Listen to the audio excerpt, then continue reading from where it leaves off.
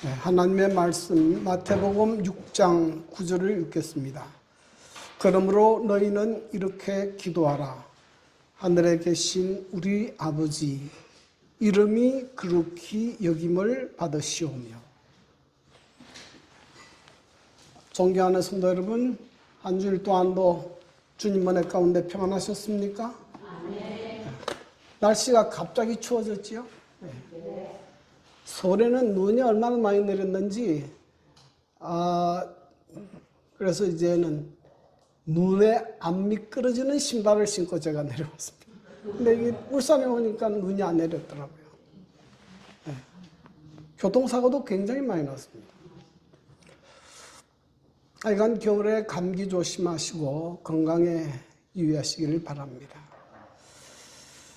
지금 제가 주의 기도문을 이제 하나씩 가르치고 있는데요. 지난번에는 우리의 기도의 대상이 누구인가 하는 것을 가르쳤습니다. 우리의 기도의 대상은 누굽니까? 하늘에 계신 우리 아버지, 하나님을 아버지로 소개하고 있습니다. 마치 우리의 육신의 아버지처럼 하나님은 우리의 아버지가 되시고 우리의 필요를 공급하시고 우리를 사랑하시고 우리를 보호하시는 분이다. 아버지가 있는 자녀와 아버지가 없는 자녀는 확실히 달라요. 아버지가 없으면 너무 쓸쓸하고 너무 외롭고 그렇죠. 근데 하나님은 우리 아버지가 되신다. 참 놀라운 복음입니다. 자, 오늘은 어떻게 기도할 것인가 하는 문제를 다루게 됩니다. 우상에게 드리는 기도와 하나님께 드리는 기도는 확실히 차이가 납니다. 우상에게 드리는 기도는 우상 앞에서 내 소원만 일방적으로 구하는 것입니다. 그래서 내 어려운 문제, 내 질병, 내 자녀, 내 가정, 내 문제, 내 필요만을 그냥 구하는 것이에요. 그런데 우리가 주님께서 우리에게 가르치신 기도에는 그 순서가 바뀌어 있습니다. 우리 주님이 가르치신 기도에는 하나님의 이름, 하나님의 나라, 하나님의 뜻을 위하여 먼저 기도하고 후에 인간에 필요한 것, 일용할 양식, 죄 용서, 시험, 악으로부터의 구원에 대해서 기도하라고 가르쳤어요. 이 기도의 순서가 참 중요합니다. 여러분, 어린아이들은 부모에게 자기의 필요한 것만 달라고 조릅니다. 이거 주세요, 저거 주세요. 그런데 철이 들면 누구를 먼저 생각합니까? 부모님을 먼저 생각합니다. 부모님이 내게 바라시는 기대가 무엇일까? 부모님이 무엇을 기뻐하시는가? 부모님의 뜻이 무엇인가? 그걸 먼저 생각하고 그 다음에 거기에 맞게 구합니다. 그래서 이 구절은 참 중요한데요. 정례 계단 93페이지에 기도는 우리가 어떠하다는 것을 하나님께 알리기 위함이 아니요 우리로 하여금 그를 받아들일 수 있도록 하기 위함이다. 기도는 하나님을 우리에게 내려오시게 함이 아니요 우리로 하여금 그에게로 올라가게 하는 것이다. 하나님이 귀가 둔하여 듣지 못하는 것처럼 계속 그냥 조르듯이 밤새도록 내 손만 아르는 것이 바른 기도가 아니고 이 하나님의 뜻이 뭔지를 깊이 관찰한 다음에 그 하나님께 바르게 기도할 때에 우리의 믿음도 우리 자체도 하나님께로 올라가게 돼요. 이렇게. 그래서 우리가 바른 신앙을 가지게 됩니다. 하나님과 더불어 바르게 기도하게 되면 우리가 하나님 앞에 바른 신앙을 가지게 되는 것입니다. 자, 오늘 예수님께서 첫 번째로 우리에게 기도하라고 가르치신 이름이 거룩히 여김을 받으시오며 했는데, 그러면 이 말씀 속에 이름은 무엇을 의미하는가 하는 것입니다. 이름은 그 사람의 존재, 성품, 근위와 능력 등 그분 존재 자체를 의미합니다. 우리가 어떤 사람의 이름을 부르면 그 이름은 그 사람 존재 자체를 의미하는 것이에요. 그래서 성경에 보면 하나님께서 사람을 지은 다음에 아담이라고 불렀습니다. 아담의 뜻이 뭐냐면 흙이라는 말이에요. 너는 본질적으로 흙에서 왔다. 네. 그리고 모세가 하나님 앞에 이렇게 묻습니다. 하나님이 너를 보냈다 그러면 그 사람들이 묻기를 그 하나님의 이름은 뭐냐? 그렇게 물으면 제가 뭐라고 답변하겠습니까? 그러니 하나님께서 모세에게 하나님의 이름을 가르쳐 주는데, 하나님의 이름은 나는 스스로 있는 자니라. 이거를 히브리어로 음력하면 여호와인데, 좀 잘못 쳤죠. 여호와인데 뜻은 스스로 있는 자라. 우리는 다 원인이 있고 우리가 존재합니다. 부모님이 있고 내가 있고 하나님이 창조하셨으니 세상이 있고, 근데 하나님은 그런 게 없어요. 하나님은 원인 자체가 본인입니다. 하나님은 스스로 있는 자이다. 또 성경에 보면 하나님의 이름은 하나님의 성품을 나타냅니다. 출애굽기 34장 5절 6절에 보면 여호와께서 구름 가운데 강림하사 그와 함께 거기 서서 여호와의 이름을 선포하실세 여호와께서 그의 앞에 지나시며 선포하시되 여호와루라 여호와루라 자비롭고 은혜롭고 노하기를 더디하고 인자와 진실이 많은 하나님이라. 모세가 하나님 좀 보여주십시오 그렇게 했는데요. 그때 하나님께서 자기의 이름을 선포하시면서 지나가는데 뭘 보여주셨습니까? 그의 성품을 보여주셨어요. 네. 자비롭고 은혜롭고 노하기를 더디하고 인자와 진실이 많은 하나님이시다. 그래서 이름은 하나님의 성품을 나타냅니다. 뿐만 아니라 하나님의 이름은 하나님의 근위와 능력을 나타내기도 합니다. 누구든지 주의 이름을 부르는 자는 구원을 얻으리라 그랬어요. 그래서 예수의 이름의 뜻이 여호와는 구원자이시다. 이런 뜻을 가지고 있습니다. 그 다음에 거룩히 여긴다는 것은 뭘 의미할까? 헬라 말로 거룩은 하기아조어인데 구별되다, 경외감을 높이다 이런 뜻이에요. 그래서 지금도 그러하지만 자녀들이 아버지의 이름을 말할 때 어떻게 합니까? 그냥 아버지 이름을 이야기하잖아요. 아버지의 함자를 구별해서 이야기합니다. 예전에는 어머니들이 밥을 풀 때도 아버지의 밥은 어떻게 했습니까? 따로 펴서 따로 구분했어요. 구별되다. 또 이 보면 경외감을 느끼다 이런 뜻도 있습니다. 아버지하고 어머니는 달라요. 어머니는 상당히 자유롭고 자녀를 따뜻하게 이렇게 취급하기 때문에 자녀가 다가가기가 쉬워요. 근데 대부분의 자녀들은 아버지에 대해서는 뭘 느낍니까? 어려워요. 아버지가 좋고 참 잘해주시는데도 불구하고 어렵습니다. 왜냐하면 그게 경외감이에요. 경외감. 약간 이렇게 두려움을 느끼는 거. 그리고 높이다. 그런 뜻입니다. 그래서 이 이름이 거룩히 여김을 받으시다 하는 뜻은 뭐냐면은 첫 번째로 하나님은 거룩한 분이라는 것을 인식하라는 것입니다. 하나님은 거룩한 분이시다.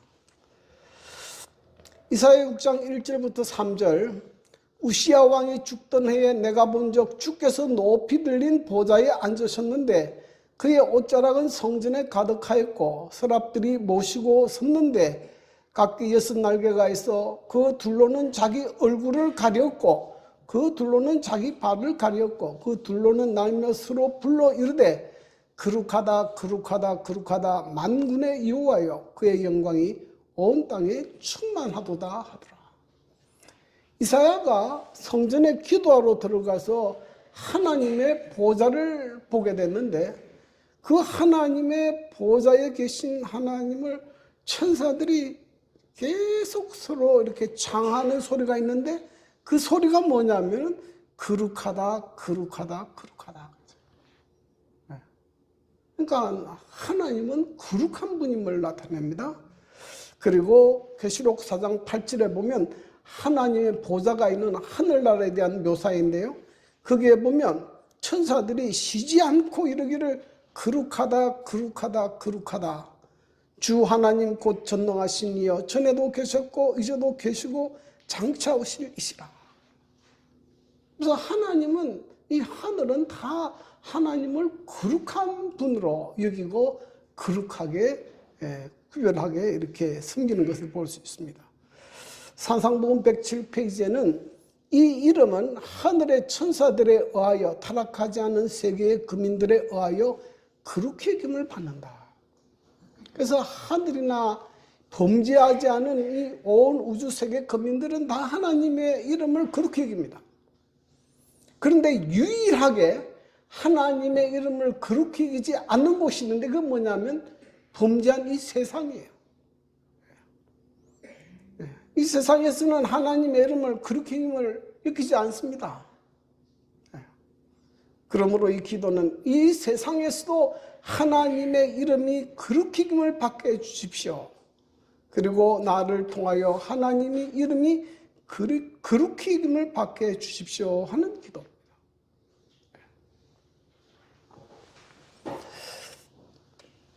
뿐만 아니라 이 기도에 담긴 의미는 하나님은 스스로 이름을 거룩하게 하시는 분이라는 거예요.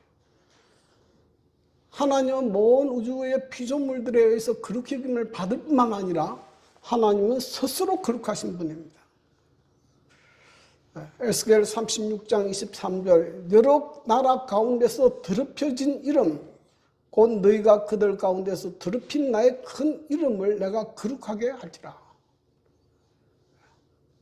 역사에서 보면 이스라엘 백성이 범죄하여 하나님의 이름을 더럽혔습니다.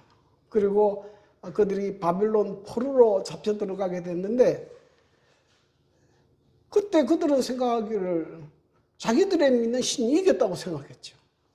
그런데 포로로 잡혀간 그 바벨론 나라에서 하나님께서 이 바벨론을 심판하시고 하나님께서 참 하나님이심을 드러내고 이스라엘 백성을 구원하는 역사가 일어납니다.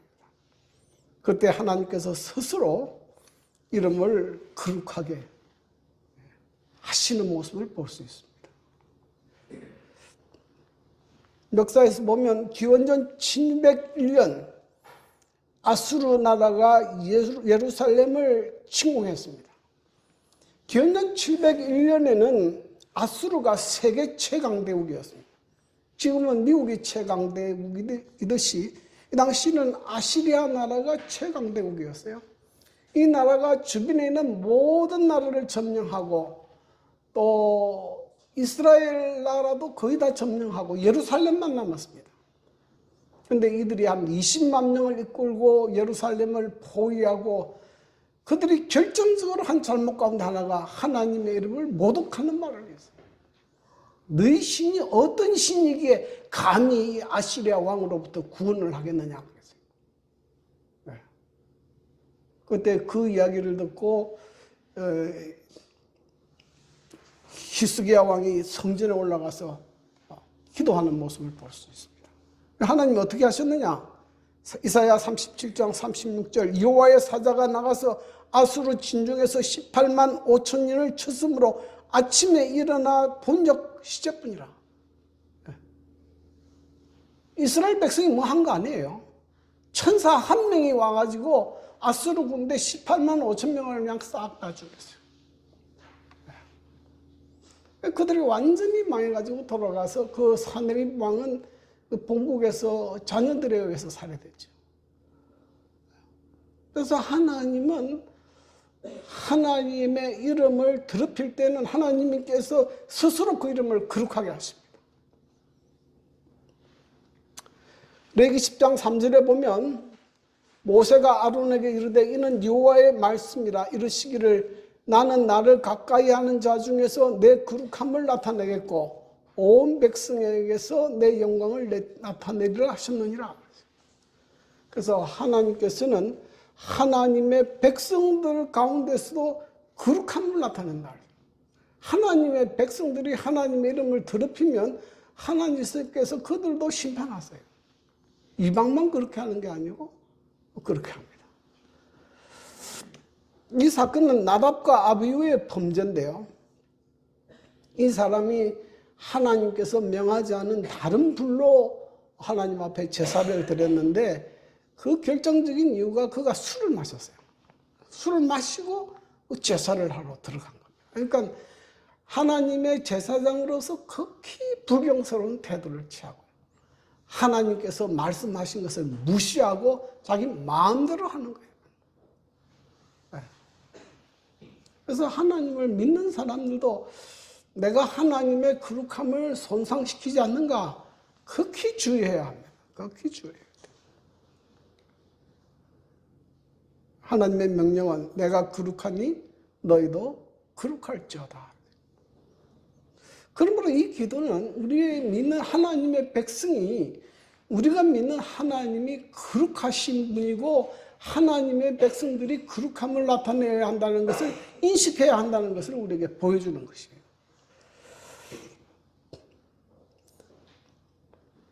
우리는 어떤 모양으로든지 하나님의 칭호나 명칭을 경솔하게 취급해서는 안 된다. 우리는 기도로서 지극히 높으신 하나님의 아련실로 들어가게 된다. 그러므로 우리는 거룩한 경외심으로 그분 앞에 나가야 한다. 우리 자신이 먼저 하나님의 거룩하심을 인식하는 것이 중요합니다. 두 번째는 하나님의 이름에 합당한 성품과 삶을 살라 하는 것입니다. 하나님의 이름은 하나님의 성품을 의미합니다. 그러므로 하나님의 자녀는 하나님의 성품을 나타내는 삶을 살아야 합니다.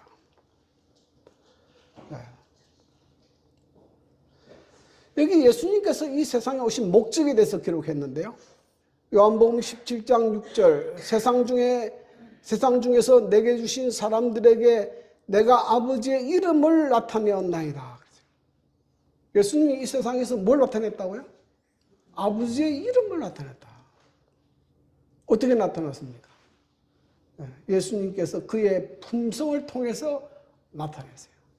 그분의 사랑과 자비를 통해서 하나님이 어떤 분이신 것을 보게 한 겁니다. 자, 예수님께서 하늘로 성천하시면서 요한복음 17장 18절에 아버지께서 나를 세상에 보내신 같이 나도 그들을 뭐 했다고요?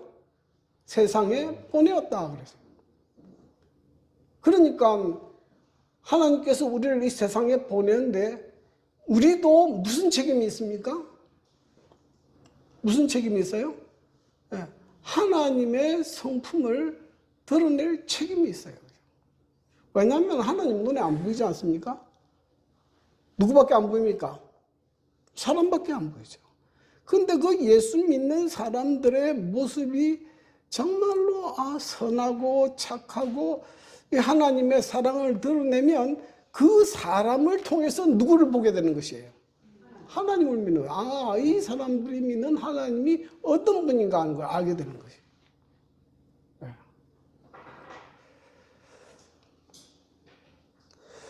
그런데 하나님의 자녀들이 하나님의 품성을 드러내지 못할 때는 어떻게 되는가? 로마서 2장 23절, 24절. 율법을 자랑하는 내가 율법을 범함으로 하나님을 욕되게 하느냐? 기록된 바와 같이 하나님의 이름이 너희 때문에 이방인 중에서 뭘 받는다고요? 모독을 받는다. 하나님의 백성이 하나님의 백성답게 하나님의 성품을 바르게 나타내지 못할 때는 하나님의 이름이 이방인 중에서 모독을 받습니다. 하나님께서 이스라엘 백성을 택했습니다.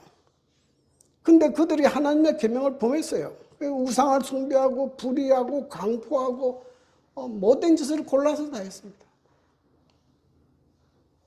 그래서 결과적으로 어떻게 됐습니까? 이방인 중에서 하나님의 이름이 모독을 받게 됐어요. 모독을 받게. 저는 요즘에도 가끔 그런 생각을 하는데요.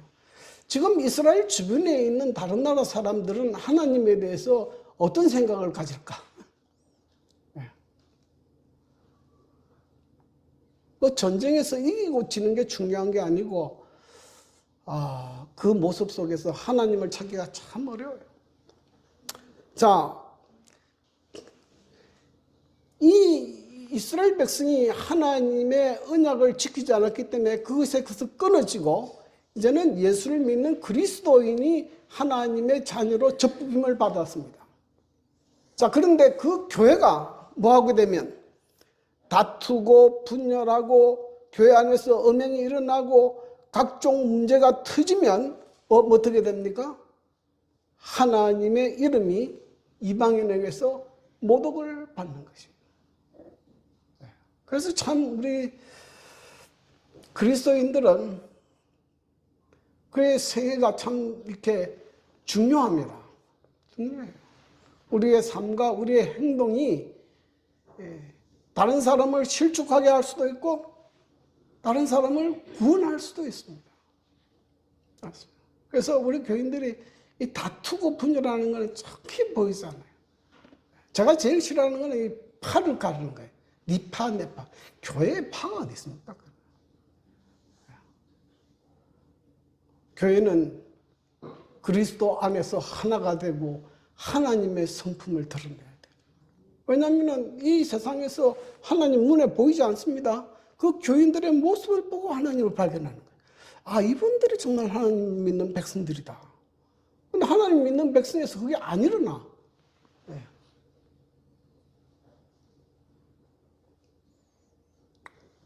그래서 어떤 분이 제가 칼럼을 읽었는데 이런 이야기를 읽었습니다. 나는 우리 교인들이 교회에서 좋은 사람이 아니라 시장 바닥에서 좋은 사람이 되면 좋겠다. 시장에서 사업 현장에서 거기서 칭찬을 듣는 사람이 되어야 된다. 젊은 아이들은 기독교를 개독교라고 부른다. 똑바로 살아야 한다. 착하게 살자. 하나님의 자녀답게 살자. 하나님의 이름에 뭐하지 말자? 먹칠하지 말자. 교회 안에서만 하나님의 자녀답고 그러면 안 돼요. 요즘에 제가 좀 고민이 많습니다. 이제 저도 똑같이 여러분하고 똑같은 사람 아닙니까? 그런데 제가 저희 집에서 조금만 실수하면 우리 딸이 있다가 뭐라고 이야기합니까? 아빠는 목사가 돼가지고 딱 이렇게 나와요. 그래서 꿈도 함부로 꾸면 안 돼요. 이상한 꿈 꾸면 어떻게 됩니까? 굉장히, 그래서 처음에는 그런 부담감이 없었는데 요즘에는 굉장한 부담감이 느껴져요. 왜냐하면 내가 잘못하면 나를 통해서 우리 자녀들이 하나님에 대해서 오해할 수 있어요. 오해할 수 있어요.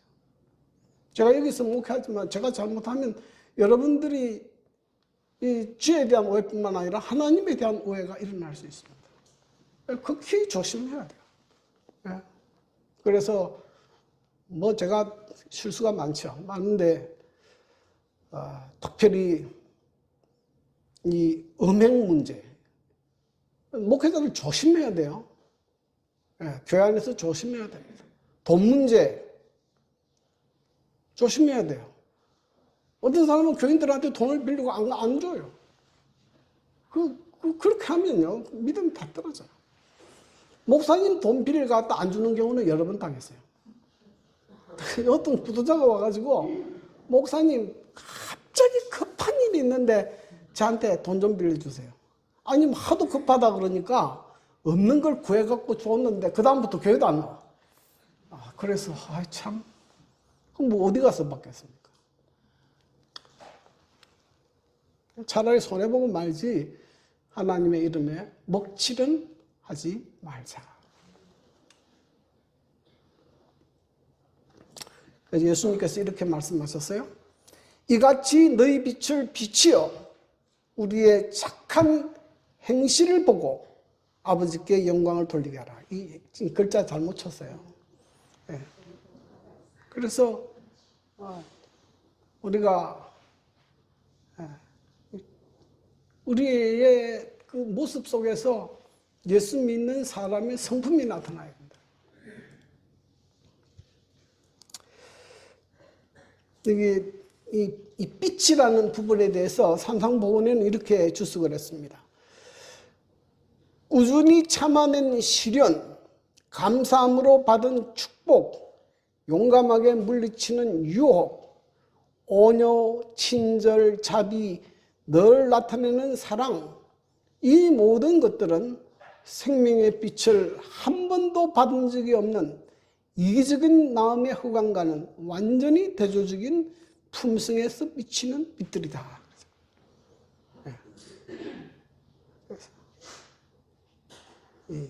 온유, 친절, 자비, 늘 나타내는 사랑, 이것은 이 세상과는 완전히 대조적인 빛이죠. 그리스도의 삶에 이런 모습들이 나타나야 된다. 서울에 가면 서울여자대학교 근처에 태능재림교회가 있습니다. 태능재림교회. 공릉동인데 원자력병원에서 조금 더 가면 거기 있어요.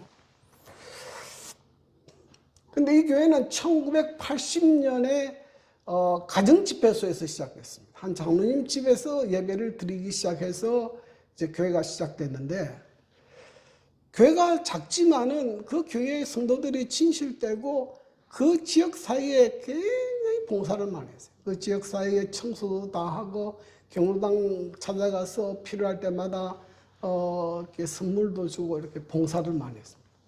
근데 이 지역이 그 당시 이제 재개발이 되면서 종교부지가 하나 나왔어요. 그런데 이 종교부지를 누구로 줄 것인가? 이 서울 시내 한가운데 종교부지 나오면요, 그거 참 막 서로 하려고 그러잖아요. 그래서 여러 교회에서 막 들어왔습니다. 근데 주민들이 이제 투표로 결정했는데, 누구에게 결정했는가 하면 태능에 있는 그 안식일 교회가 제일 교인들이 착하고 좋다. 이 교회가 이 지역사회에 도움이 된다. 이 교회를 딱 결정해버렸어요. 그래서 2000년대 초반에 이 교회를 지었습니다. 태능교회. 지금은 거기 한 300~400명, 거의 400명에서 500명 가까운 교인들이 모여서 매 안식일마다 예배를 드려요. 아주 큰 교회가 세워졌습니다. 이 교회가 여러분 하나님의 영광을 드러내고 빛이 되려면 교인들의 삶 속에서 하나님의 빛이 나타나야 돼요. 정말 이 교인들은 정직하고 바르고 진실되고 선한 사람이다. 그것이 예수님을 닮은 성품이 우리의 삶과 행동을 통해서 나타나야 돼요. 그러면 그걸 보고 사람들이 이제 오게 되는 것입니다.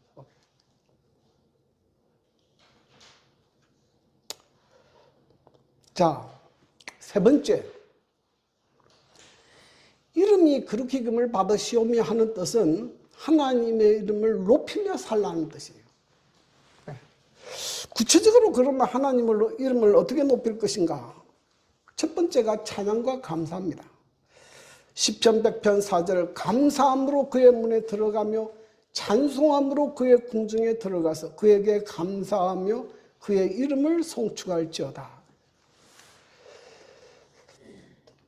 찬양은 하나님의 위대하심을 선포하는 것입니다. 하나님의 성품, 권능, 거룩함을 인정하고 높이는 것이에요. 그러니까 하나님 자체를 높이는 것을 우리가 찬양이라고 그렇게 해요. 감사는 그 하나님께서 내 인생에 베푸신 은혜를 인정하는 것입니다. 내게 베푸신 하나님의 은혜를 깨닫게 되고 받아들일 때 감사가 일어나게 됩니다. 그래서 이런 말이 있는데요. 원수는 물에 새기고 은혜는 뭐하라? 돌에 새겨라. 내게 피해를 주고 손해를 끼친 원수는 어디에 새기고? 물에 새긴다는 무슨 말이에요? 없어져요. 근데 내가 받은 은혜는 어디 새기라고요? 은혜를 잊지 말라는 거예요. 은혜를. 이 은혜를 잊지 않는 것이 왜 중요한가 하면 이 은혜를 생각할 때 감사가 나오거든요. 이 은혜를 생각할 때 감사가 나오고 감사하는 마음이 생길 때 믿음이 강화됩니다. 믿음이 강화돼요. 그래 여기 지금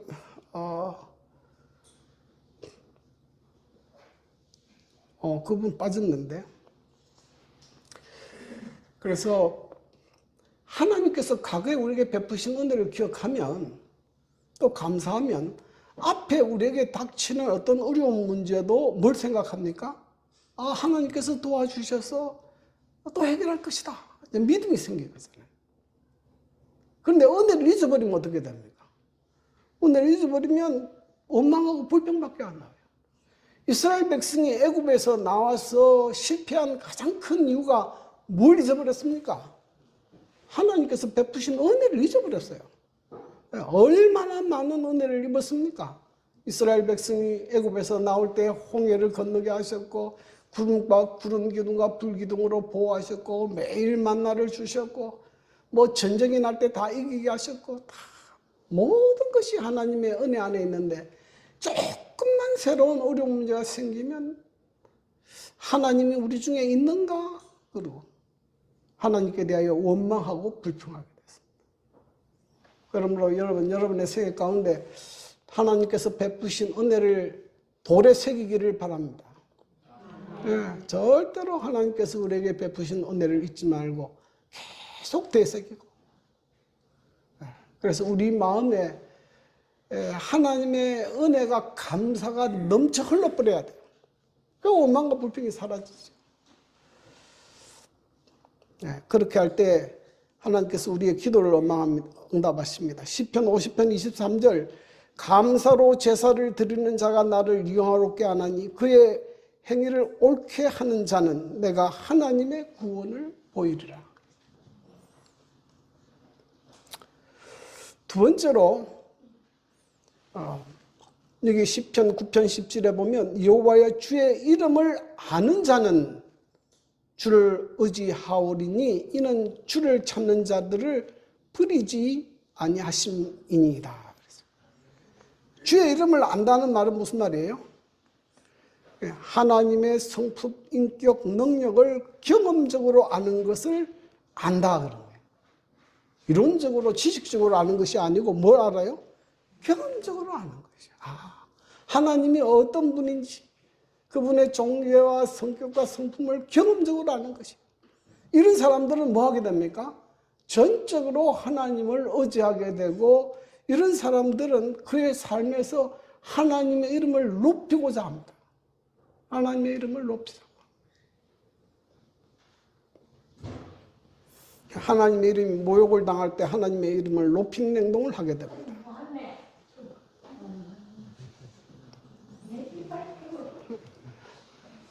네, 고맙습니다. 사무엘상 17장에 보면 유명한 다윗과 골리앗의 전쟁이 나옵니다. 이게 사무엘 17장 4절에 보니까 블리산 사람들의 진영에서 싸움을 도두는 자가 왔는데 그의 이름은 골리앗 사람이요 가드 사람이라 그의 키는 6규빗 한 뼘이요. 6규빗 한 뼘이면 오늘날로 치면 거의 3m입니다. 키가 2m도 아니고 3m고 이 사람은 완전한 갑옷을 입고 노트구를 쓰고 창을 들고 그랬어요. 그러면서 이 사람이 이제 이 싸움을 도둡니다. 이 옛날 싸움은요, 장군들이 나와서 1대1로 먼저 붙어요.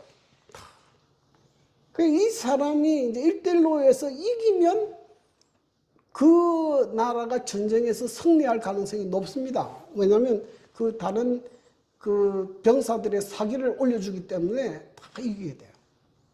근데 이 골리앗이 나와가지고 1대1로 붙을 사람 나오라 그랬는데 키도 너무 크고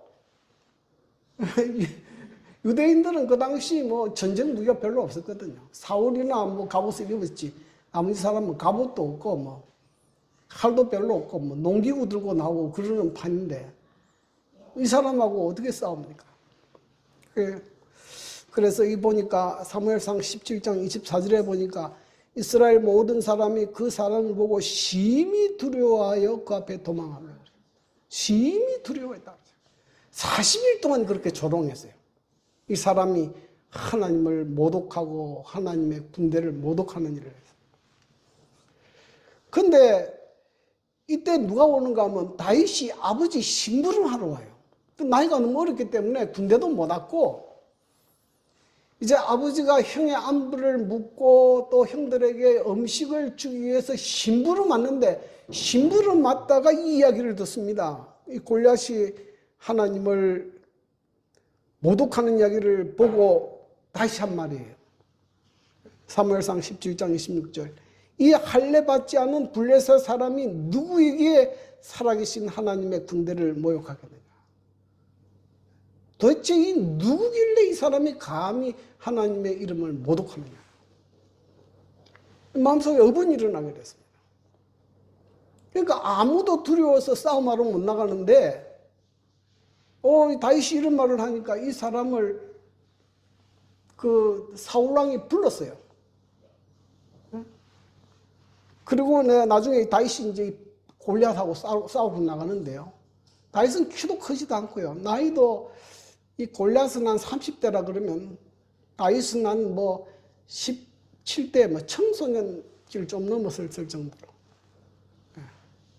그런데 다윗이 하나님 앞에 이 싸움으로 나가면서 하는 이야기입니다. 다윗이 블레셋 사람에게 이르되 너는 칼과 창과 단창으로 내게 나오거니와 나는 만군의 여호와의 이름 곧 내가 모욕하는 이스라엘 군대 하나님의 이름으로 내게 나가노라. 뭘 가지고 나간다고요? 하나님의 이름을 가지고 나가는 거예요. 뭘 가지고 나갑니까? 막대기 하나 들고 물매하고 돌멩이 5개. 갑옷도 안 입었어요. 투구도 안 썼어요. 근데 이 싸움에서 누가 이깁니까? 다윗이 이겨요. 다윗이 이겨서 골리앗의 목을 자르고 승리하게 됩니다. 근데 여러분 한번 생각해 보십시오. 다윗이 어떻게 이 골리앗과 같은 사람을 두려워하지 않고 이 싸움에서 승리할 수 있었느냐?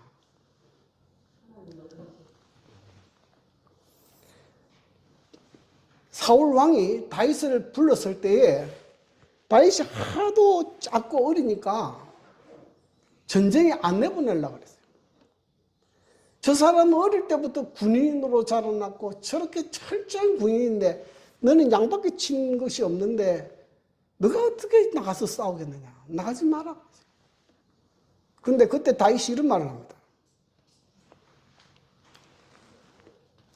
사무엘상 17장 34절 36절. 다윗이 사울에게 말하되 주의 종이 아버지의 양을 지킬 때 사자나 곰이 와서 양떼에서 새끼를 물어가면 내가 따라가서 그것을 치고 그 입에서 새끼를 건져내었고 그것이 일어나 나를 해치고자 하면 내가 그 수염을 잡고 그것을 쳐 죽겠나이다. 주의 종이 사자와 곰도 쳤은적 살아계신 하나님의 군대를 모욕한 이 할례 받지 않은 블레셋 사람이니까. 다윗이 양을 칠 때에 여러 번 위험한 일이 있었거든요. 사자나 곰이 와서 양을 지키러 잡아먹고 이렇게 하려고 할 때 이 다윗이 이제 그 양을 지키러 나갔는데 누가 다윗을 보호했습니까? 누가 그걸 보호했어요? 하나님께서 다윗의 생명을 지켜주시고 보호해주시고 사자와 곰을 능히 쫓아내고 잡을 수 있는 그런 여러분의 경험을 갖추었다는 것입니다. 그렇기 때문에 이 할례 받지 못하고 하나님을 모독하는 이 골리앗 같은 사람도 하나님께서 내게 붙일 것이라. 그래서 여러분, 우리가 어떤 시험에서 승리하는 것은 갑자기 그렇게 되는 게 아니고요. 우리가 매일의 삶에서 하나님을 의지하고 여러 시험에서 승리하는 경험이 필요합니다. 실제적으로 내가 믿음으로 살았을 때에 하나님께서 나를 구원하시고 어려움에서 건져내시는 경험이 필요하고, 이런 경험들이 축적될 때 뭐 하게 된다고요? 큰 시험에서도 승리하게 되고 우리의 삶을 통해서 뭐 하게 됩니까? 하나님의 이름을 높이게 되는 것입니다. 그래서 우리의 매일의 삶, 지금 우리가 하는 작은 일에서부터 승리해야 돼요. 승리해야 돼요. 내게 주신 작은 일은 시시해서 안 하고, 이거 뭐 필요 없다 이렇게 하고, 아주 크고 중요한 일만 나가서 잘하고, 이건 있을 수 없어요. 성경에 보십시오. 작은 일에 충성하는 자는 큰 것에도 충성한다 그랬지, 작은 일에 충성하지 않는 사람이 큰 것에 충성하겠습니까? 그러므로 여러분에게 주신 작은 직분이라 할지라도 그 일을 성실하게 하고 충성되게 일하게 되기를 간절히 바랍니다. 예. 그런 일에서 성공할 때 하나님께서 더 큰 것을 맡기시고 더 큰 일을 시키는 것이지, 작은 일에 충성하지 않는 사람을 하나님께서 어떻게 큰 걸로 맡기겠습니까? 그러면 오늘 예수님께서 우리에게 주신 가르치는 기도 가운데 첫 번째 기도가 이름을 그렇게 여기게 해달라는 기도입니다. 그러므로 우리가 하나님 앞에 기도할 때에 내가 드리려고 하는 이 기도가 하나님의 이름을 높이려고 하는 의도에서 드리는 기도인가? 내가 하나님의 성품을 나타내고자 하는 기도인가? 생각하셔야 됩니다.